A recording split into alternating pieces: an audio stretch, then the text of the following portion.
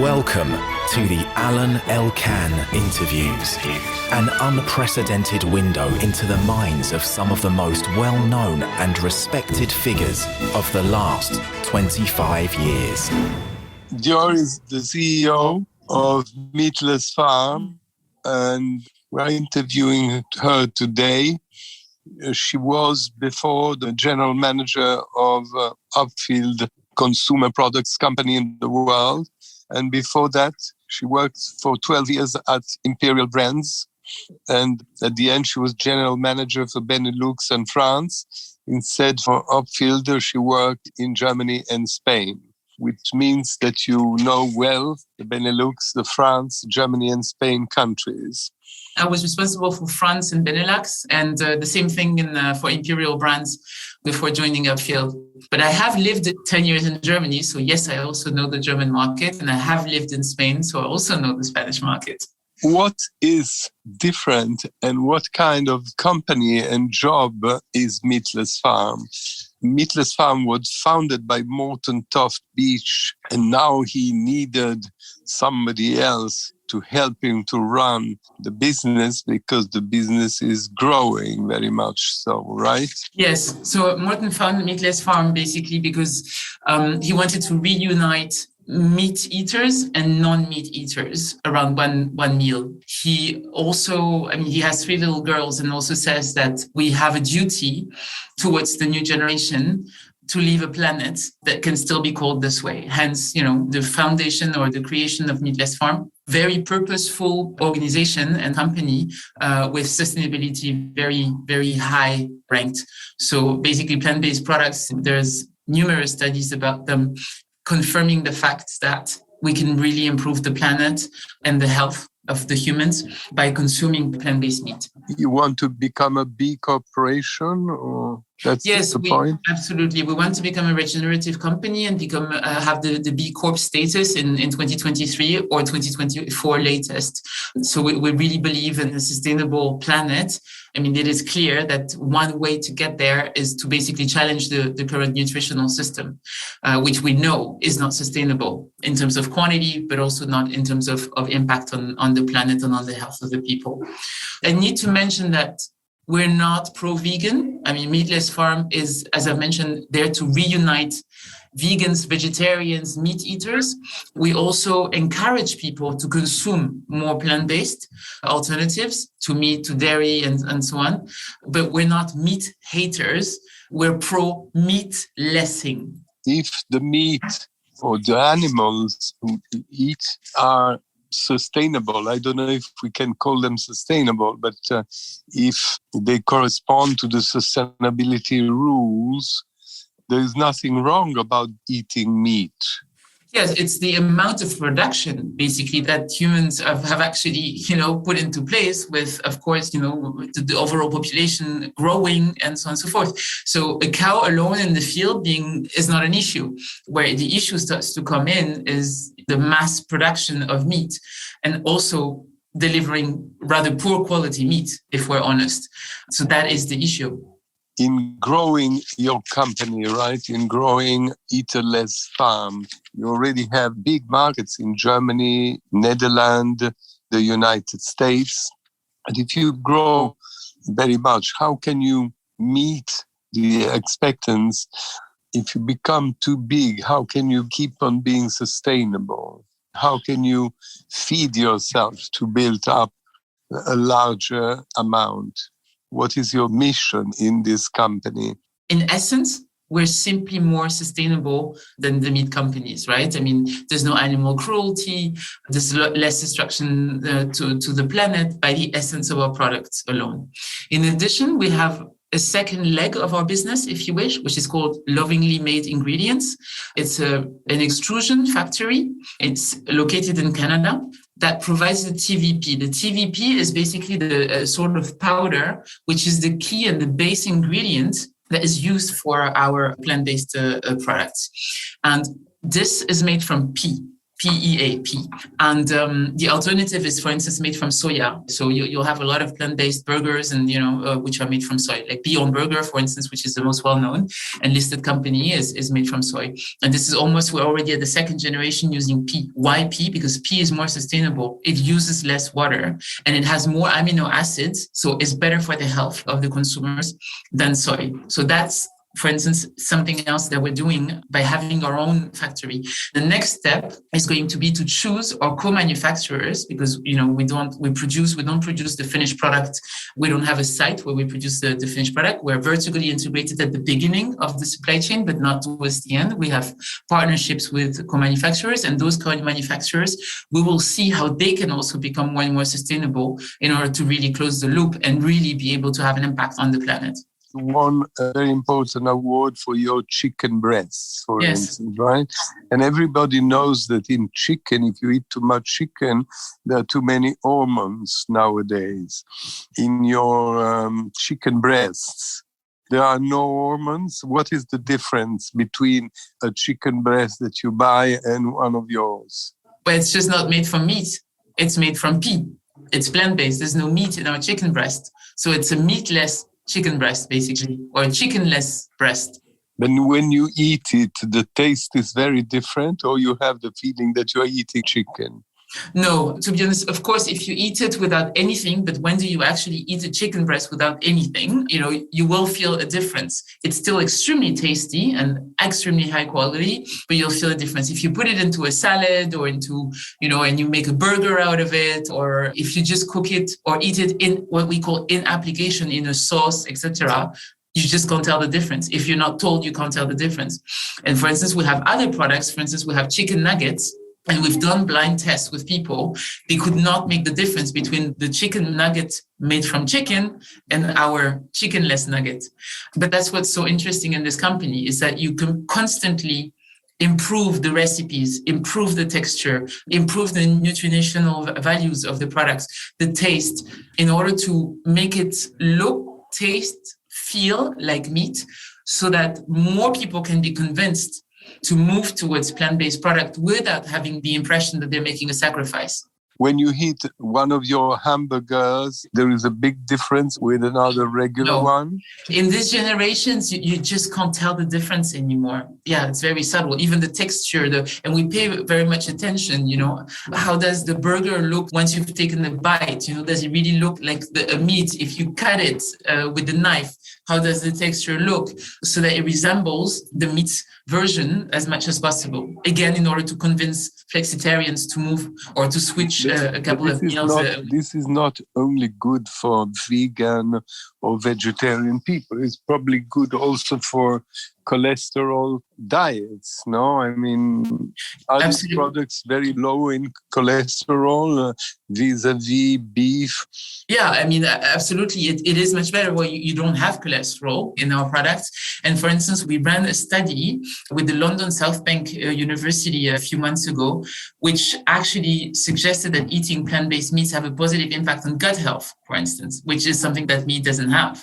And by the way, very important, because you mentioned vegans and vegetarians, our target audience are flexitarians. So it's not the vegans or the vegetarians. They eat our products, they love our products, but they're not big enough as a community to really make a subsequent impact on the world. So we really need you, me, flexitarians, meat eaters to swap a couple of meals a week to plant-based alternatives in order to really have an impact on the environment. But Meatless Farm has its own fields. You grow your own vegetarian products, or? We work with farmers in Canada that produce the pea that we then extrude into the TVP, and which is then made as finished product. So yes, we source from farmers. But where are your factories to do the product? And the product is only sold, for instance, in supermarkets or in health stores? Yeah, so we are sold at retailers, at Tesco and Sainsbury and Asda and Kaufland in Germany and Jumbo in the Netherlands. But we also have what we call the food service channel. And the food service channel is basically business to business, not as opposed to retailers being business to consumers. So it's business to business, and it's going to be restaurants, hotel chains, quick service restauration like McDonald's, like Burger King. And we are seeing that now restaurants have to have several options, plant-based options for vegans, for vegetarians, but also for flexitarians who just, want to switch to a plant-based burger, a plant-based chicken breast. And for instance, in the UK by now, we have our meatballs at Pret à Manger. We have several items on the menu. We have chicken panko, chicken nuggets at TGI Fridays. It's completely exploding. And we have Itsu, we have Yo Sushi. So all these things are now distributing or selling our products as part of their menu. And we also work very closely with chefs. For instance, one very well-known chef in the UK is Omari McQueen. He's the youngest vegan chef. He has an amazing amount of followers, and we work very closely with him, for instance, to actually bring new recipes. And our brand, we consider that our brand is one of our key assets, and you will find the Meatless brand products on shelf. We're not a private label company. And is a hamburger or chicken breast of yours more or less expensive than the regular one? It's more expensive. It's still a growing category. We still have a lot of R&D going into our products. Ultimately, we'd love to not create this barrier and have the same price for meat and plant-based products. But we're still developing, renovating our recipes. We're still innovating. We're still going through, a lot of research and development in order to continuously improve our products or innovate in new categories and segments. People mix. They have one day a hamburger, a regular one, and the next day they have a chicken breast of yours, or there is a specific kind of clients who change. They end eating meat. It can be both. It can be both, but we target flexitarians. Why? Because, and flexitarians right now, 2 out of 5 people in Europe consider themselves flexitarians. That means that they will eat less meat, 46%, almost half of all the European consumers eat less meat. It's a fact. Studies actually prove that. That's the people we're talking to. Why? Because there's a large number of them. And the more people can switch just 1 or 2 meals a week to plant-based, the impact can be massive for the planet. Are you going to enlarge the variety of products, for instance, to do for pastas or other kind of things that pizzas or, who will be made out of the same principle, or you just will stick to meat and chicken breasts? No. We have we have chicken nuggets, chicken burgers, we have mincemeat, we have burgers, we have sausages. We just launched steaks, beef steaks. We have developed some Asian snacks, spring roll and gyoza with pork or with duck. Well, meatless duck, meatless pork, of course. We are in the process of launching filled pasta, also with, meatless products. We sell bacon on top of pizza to pizza operators, for instance, to put on top of the pizza. Of course, meatless bacon. When one eats one of your products, whatever it is, what is it? It's like eating vegetables? Yeah, the base is pea, of course. Yeah, so yes.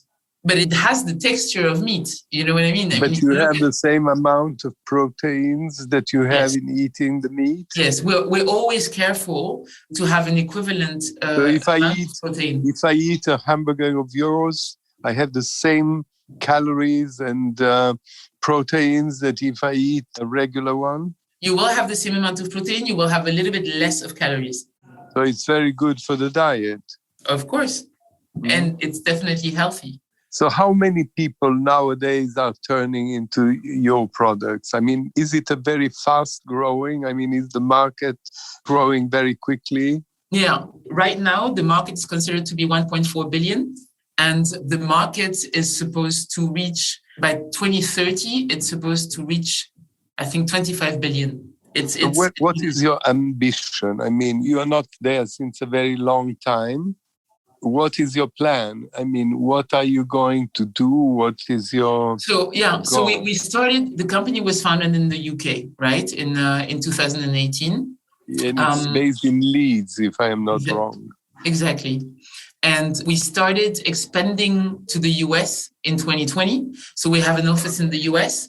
We created an office in 2021 in Europe, in Amsterdam. We're now selling products in Germany. We're selling products in the Netherlands and also in the rest of the world, a little bit in South Africa, a little bit in Israel, a little bit in Chile, in Mexico, and so on and so forth through distributors. And and at the end of the year, we're going to start, we have a strategic investor in Asia, in South Korea. And towards the end of the year, we want to be selling in China, in South Korea, and in Vietnam. So we just want to propose our products or offer our products, convert people to switch to meatless, to plant-based meat a couple of days, a couple of times a week. And this will have a massive impact on the planet. There is a lot of competition coming out. Well, brands like, of course, Beyond Meat is the most well-known because it's a listed company in the US. Impossible Foods, which is actually mostly based in the US. You've got Vegetarian Butcher, which is owned by Unilever, was bought by Unilever a few years ago. Vivera, which was bought by a Brazilian meat manufacturer. Garden Gourmet, which belongs to Nestlé. They are quite, and then from country to country, you have certain brands. But the ones I've just cited are actually quite global brands. And is the business going well? Well, we're growing. Even if you have all this competition around, what is the gimmick? What is the strategy to compete? Because after all, you do the same product. Yeah, but the market is growing. Why you're better than the others, for instance? You're better for the price, I believe that, yeah. the quality? It depends on the product, but our products really are very, very tasty. So the quality of our products is extremely good. One differentiation is that, as I've mentioned earlier, our products are made from pea and not from soy. And soy is They are the only ones? Out of the big ones, for the moment, yes. People are moving towards pea, but we're already there. We already have our whole portfolio. Yeah, and sometimes, it depends on the segment or the category. Sometimes they're on par with competition. Sometimes they're a little bit cheaper. Sometimes they're a little bit more expensive. It also depends from market to market. But essentially, it's the great taste of our products that convince consumers. Many people work for you. And what kind of people work in a company like this? So we've got about 100 people between the UK, the US, and here. And you have a good mix of seasoned executives who have left the corporate world to come and join the growth path in a startup at the leadership team level, for instance. So, really experienced senior leaders and a lot of young, eager people who have joined us because they believe in our purpose, they believe in our quest to change the nutritional system in the world. But I mean, you need to have kind of scientists, people who are, in order to mix. We work together with nutritionists and so on. And we have an R&D department, a research and development department with people who have, worked at, for instance, at Marks and Spencer in the food and safety or food technologists, chefs. Yes, of course. And how long is your product lasting and how do you store it? On shelf in the supermarket, it lasts for about 18 days.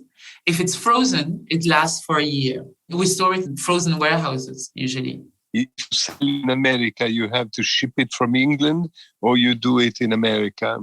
No, we're still producing in the UK and in the Netherlands and shipping over to the US. So it will make it more expensive. Yes, unfortunately. But the problem is that in order to be able to produce in the US, you need a critical mass of volume because everything is so big in the US and we just don't have that. And you're going to work hard to promote the US? Not at the moment because we just don't have the resources. It's just too expensive to make a spot in the US. So what we want is we want to focus on the UK and on EU, really make it create the success or continue the success roadmap that we've known, and then look for funds in the US in order to really to be able to grow there. But they are in Europe two very renowned cuisines. One is the French, the other is the Italian. And you didn't mention these two countries among the ones who are buying your food? Yes, because we're trying there... to enter the markets, which are the biggest in terms of size, for the plant-based market. And Italy and France are rather small plant-based markets still. So we want to focus on the big markets, which are, Germany, and growing very rapidly, Germany, Netherlands, and Spain. And then next year, we will attack Italy, France, and the rest. When you say attack, what are you going to do? Try to get listings and distribution and try to, start to promote our brand.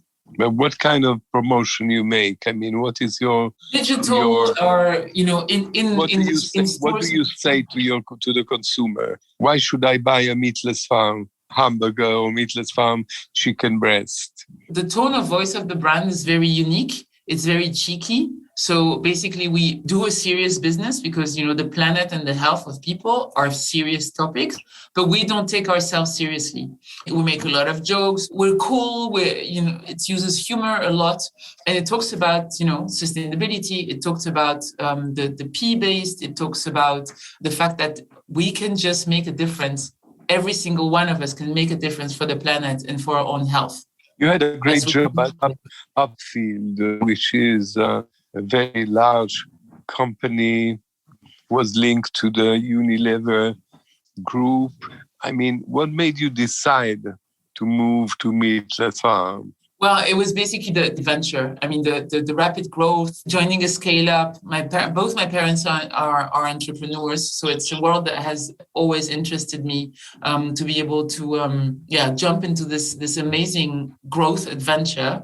And the people that I met from the team, I very much liked, and the purpose of the company is just fantastic. And I like this plant-based food. I mean, the fact that, I call it the tech of food, the fact that it's changing, that there's R&D involved in it. It's not like, selling vegetables or selling dishwasher liquid, I mean, it's there's really some technology into it, some continuous improvement. There's no routine. It just keeps moving, keep changing. It's very innovative, and I find that extremely attractive. We are more and more in a world where chefs became stars, where people are more and more aware about food. There's a lot of restaurant eating all over the world.